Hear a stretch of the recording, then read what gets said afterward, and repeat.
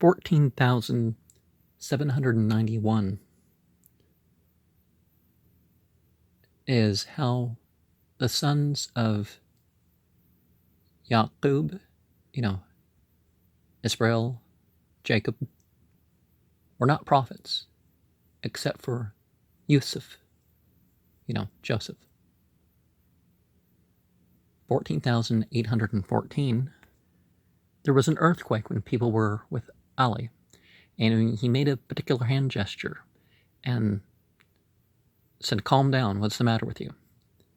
And then he told the people, if it had been the great final earthquake that's been prophesied, then it would have responded.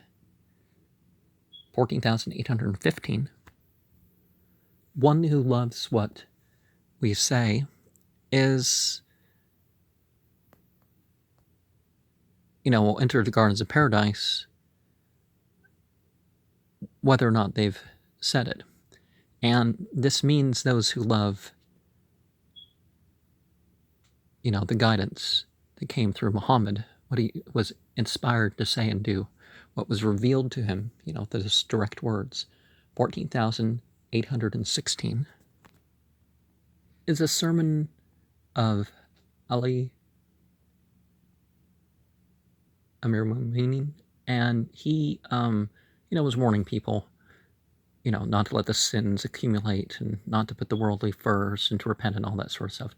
But there was a warning for the people not to rebel, in particular against the guardianship of the spiritual leaders. I mean, the disciplic succession implied, of course, from Muhammad, that they're actually innocently passing on. It's not that people are called to be prophet after Muhammad. That's not what it's saying. 14,817, there's a star or planetary body, I think the word's like that, that's referred to as cold water, surrounded by 6 that are referred to as of hot water. Of course, we're using language to describe things. And it's supposed to be a beloved star, and it's a star that reminds people of the deputy of prophets. Now, this could be, like some of the weird references to what goes on in the skies. This can refer to like some sort of thing that we don't see with our naked eye. 14,818. Al-Hussein ibn Ahmed ibn Halal narrated from Yasser al-Qadim that he told Abu al-Hasan al-Rida about his during the 17 bottles, where a cage fell and the bottles broke. And the interpretation was that someone would rise to power among his people and have, but only rule for 17 days. And Muhammad ibn Ibrahim rose in Kufa with Abu al-Saraya and stayed for 17 days before he died. Okay. And 14,819.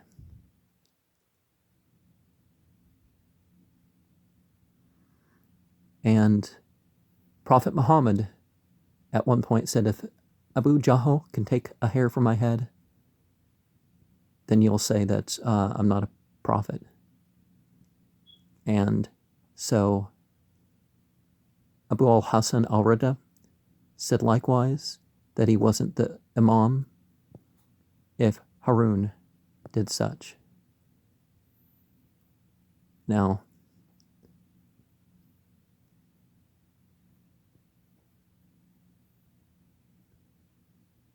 Harun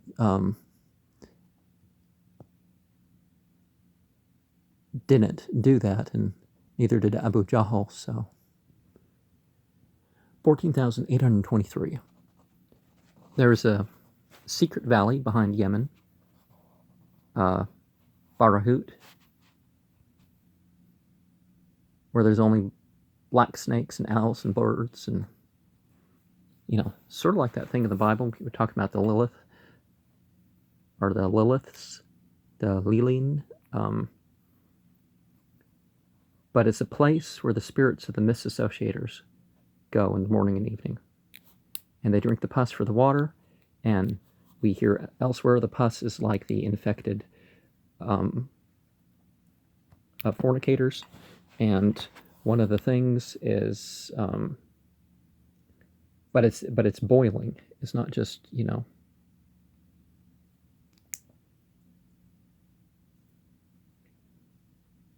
But as far as the living, and that includes the Yemenis, when they're instructed about the Quran and Sunnah, then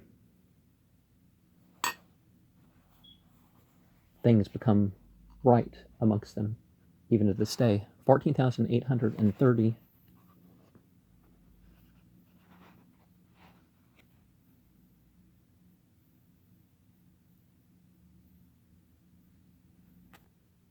Al-Qa'im won't appear until people are like birds that can't fly yet, getting their way out of the nest and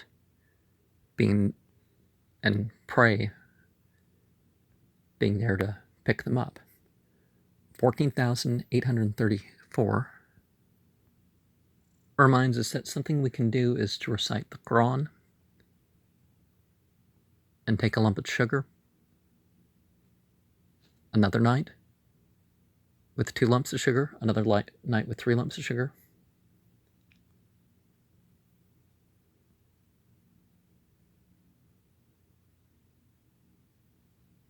$14,839. Of course, I'm not making any claims about modern medicine or anything like that. That's not what I mean.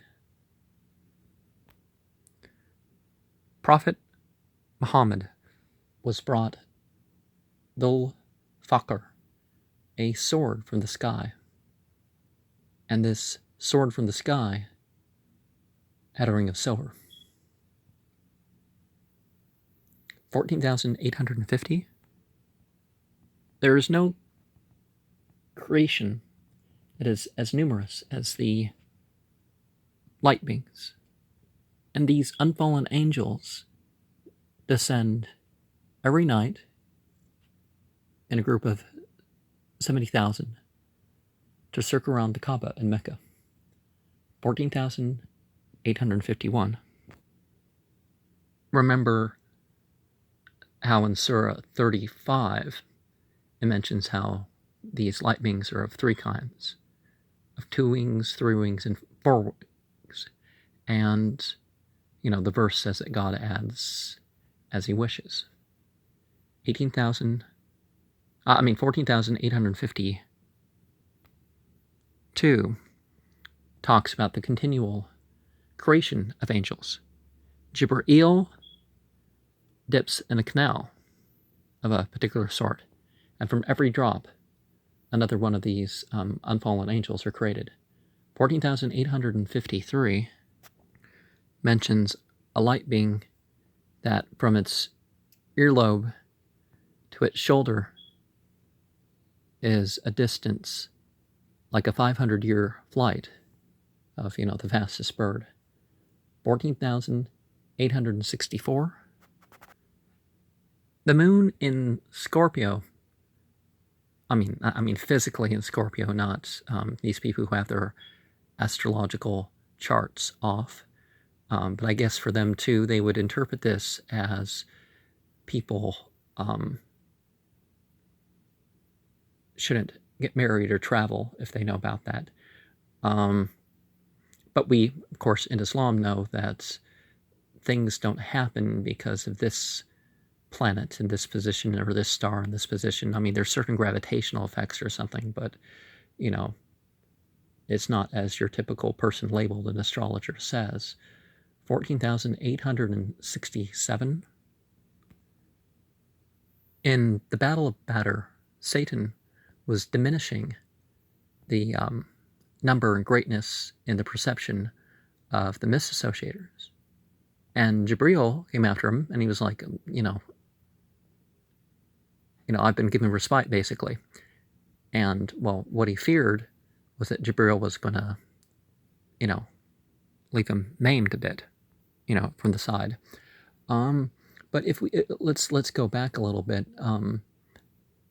So it makes sense that one of the greatest temptations of Satan, as regards the earlier narration about Ali, is that the Muslim community divides in terms of spiritual leadership. Rather than, people passing on narrations, and they're authoritative to pass on narrations, and people, some are more authoritative in their interpretation or whatever, that we, divide. And that's what the Muslim community is divided on. It hasn't so much divided about the revelation and the inspiration. It's divided about scholars and political leaders. 14,869. So, remember in Surah 71 where Noah was, he talked about not leaving these people on the earth, but Noah, when the flood was over, saw it, and he was told that, well, I guess this wasn't it.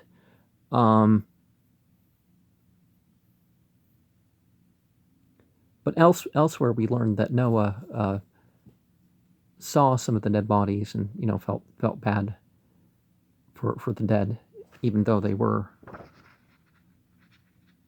a wicked and helpless nation in terms of reform. I mean, they were helpless, but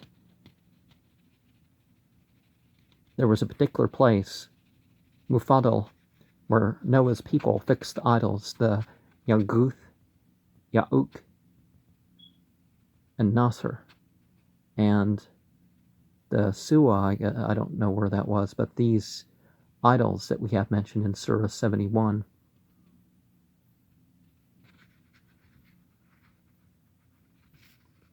But remember, the flood of Noah was like, in the north, and Noah was a carpenter. All sorts of the prophets worked with their hands. But the place of Al-Judi. But it was a local flood. Something flowed over, and it wasn't this worldwide flood that people talk about. 14,881. Satan doesn't control the believer because, as far as they believe, he doesn't get permission from that. They don't get, the people don't give him permission. But certain satanic influences can end up affecting the body. I don't mean possession, people take over, whatever. It's that certain things happen, certain evils do get physically manifested, and we'll get into that later, I think. 14,893.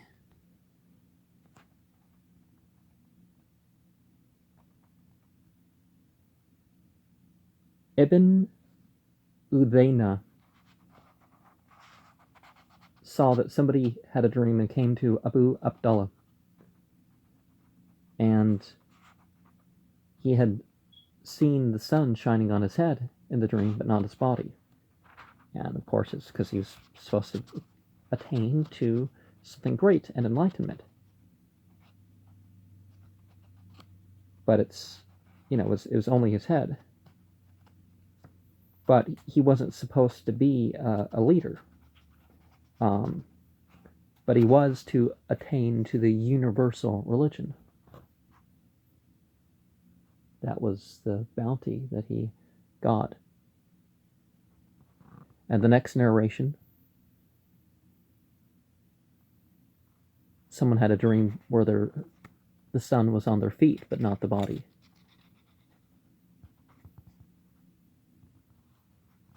But he has to work hard to get those good things of the world that would be achieved lawfully. And then the next narration warns about a turned marriage where the main wife found out about it. I mean, if you're going to get married, definitely, and you are married, definitely consult with one's wife. It shouldn't be something you sneak off and marry someone else, but somebody was having a dream where, the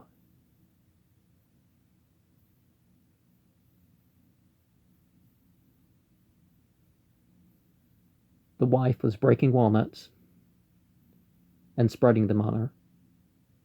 And it turned out this guy went through it anyways, and the wife came out and tore up his best clothes on him. So, yeah. And then 896, someone saw a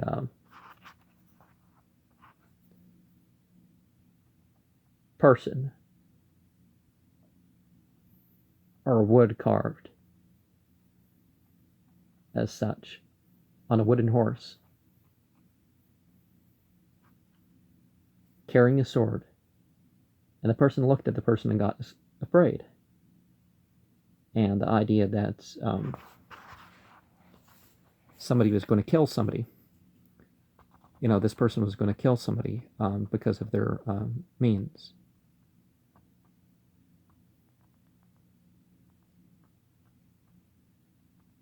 And Abu Abdullah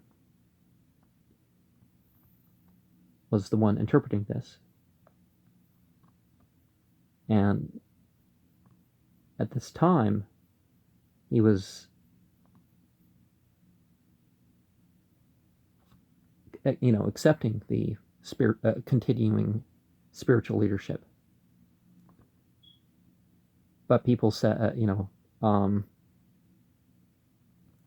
but as we know, Ali ibn, Hassan and Hussein and Ali and really the rest of the, people that they call imams, they were all killed out of, people wanting the worldly. 14,900 warns us of banners or flags that will appear before the rising of, Al-Qa'im, the one who rises with authority. And, Satan will have banners. And so we see flags that go back before that. Like during the time of Prophet Muhammad, their flags were plain black, white, green. Certain other flags were, But after that, we had flags that adopted. It's like, I know the sun and the moon and all that doesn't mean that these people worship the sun and the moon. But remember, during the time of Prophet Muhammad, the people who fought the Muslimin had these on their flags. Ali was fought by people who had an eagle on their flag. And the next narration, there'll be a family in the Quraysh that there'll be so much fighting and stuff that they won't even want to have the rulership.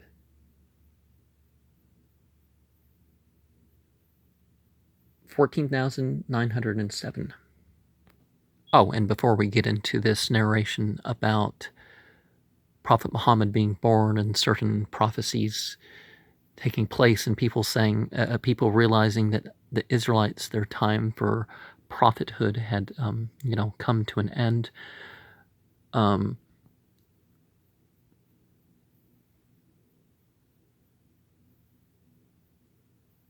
let us remember that in Sunni narrations we have that the Abdullah kings that, will come to an end is one of the end time signs. So back to 14,907, we have, the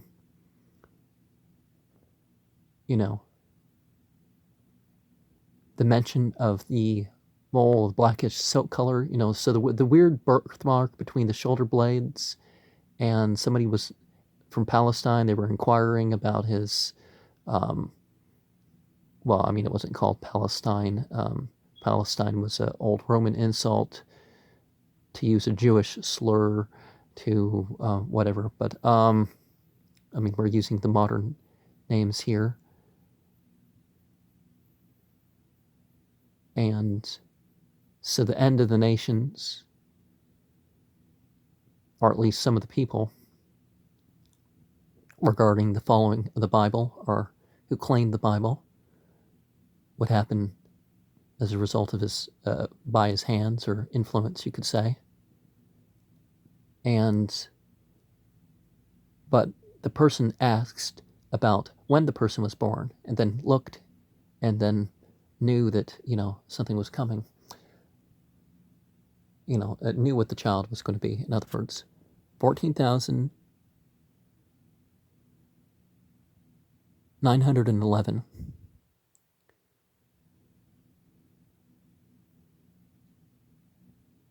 Abu Abdullah asked a person from Al-Madinah who was in his company, and he didn't have any company. And it's better to travel with people,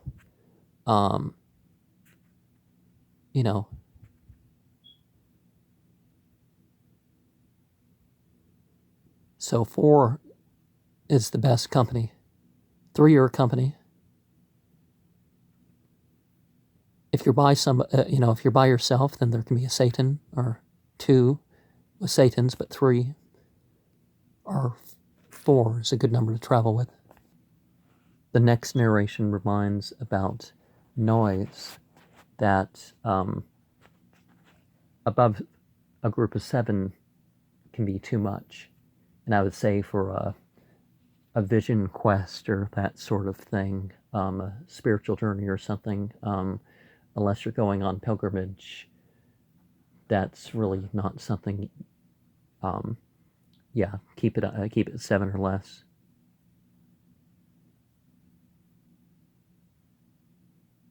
But when there's 2 people, the next narration points out, when there's 2 people traveling, Satan's not as close. So the devil's not as close. There's not the closeness of a devil quite as much. And the next narration says that you travel well equipped. Have your sword and your hat and shoes and all that sort of stuff. Take your medicines and all that. I'm not, I'm not making any particular recommendations about medicine or any claims about any particular medicines. Have the water and the food and stuff you're going to need too. The next narration is, it makes a person noble. Nobility is having a good set of supplies when you're traveling. And nowadays, something can happen in the car and all that, so, have your rain gear and all that. It's good to have a box or something like that in one's vehicle. So, the last narration in this, 14,916, and, food to use with or without preparation, but when you actually do go on al-Hajj or al-Umrah, you have those fine supplies ready. 14,950. Banu Mudlij were a people. They didn't want to fight their own people. They didn't want to fight Muhammad. So, they came and said, we're not supporting the people fighting you, and we're not supporting you. But they, like the other Arabs, were invited to Islam. and that was the main point. It wasn't who was fighting or who wasn't fighting. And 14,953. Jibril, Gabriel, Michael, Israfil, and Karubil, they came to Ibrahim. And the birth of Ishaq, Isaac, was,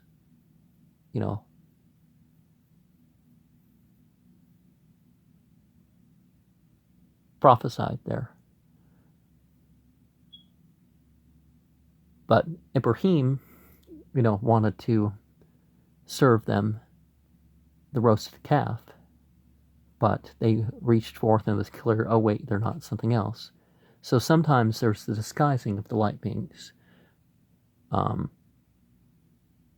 in 14,952, Muhammad also wanted to serve those who came to him, but it was, you accept, but the accepting was of the message. I don't know, that's really not that relevant. 14,975. Try to interpret dreams in a good sense, because they can materialize otherwise. And, same thing goes with some of these visions. 14,976. Dreams can be suspended. So don't relate your dreams except to those of understanding. Or, if you've interpreted first, that's good too. The last one, there was a woman whose the beam of her house broke in the dream, and there was a left-handed man explaining the dream. And, that what the left-handed man did. But it was Prophet Muhammad who didn't get the chance to be the first one to interpret the dream. So what I like to do, you can interpret whatever, but I like to have some interpretation of my visions and dreams, even little psychedelics or something, before I will tell people about them in any format. Sometimes, like if I'm leading a meditation or something, I'm going to say something in the middle. The next dream, the people who have jealousy are of transgressors. They're not the ones to go have one's dreams interpreted. 14,983 reminds us that Islam was perfected in the 17 bows of the prayer. And that was established over time. And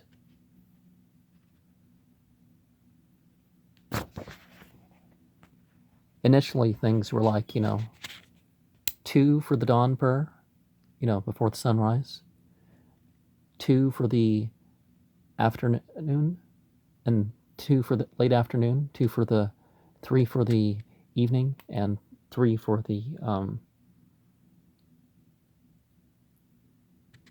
and 2 for the dusk.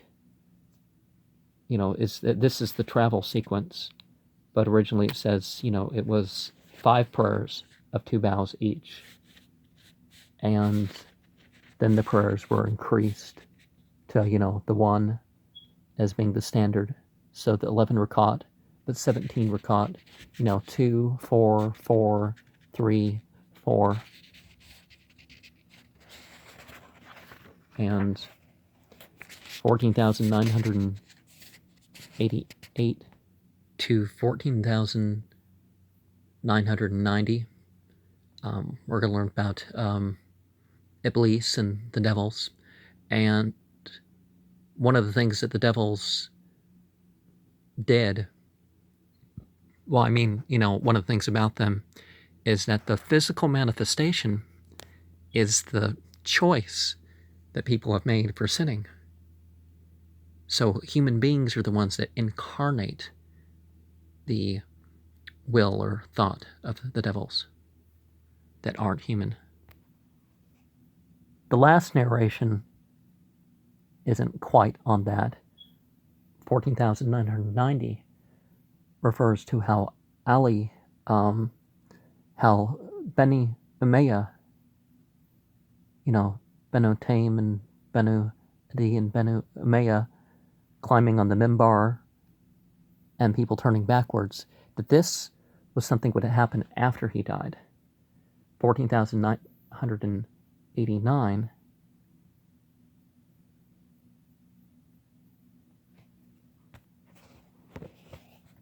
remarks that Iblis celebrated with his foot soldiers and stuff. He made himself a crown. He sat on a pulpit and a cushion and all that. And they rejoiced that they would be served until the day of judgment. But it was not true about the believers. And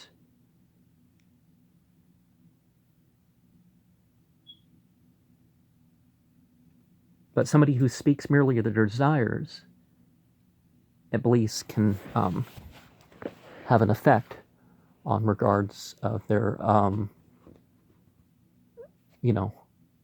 their conjectures.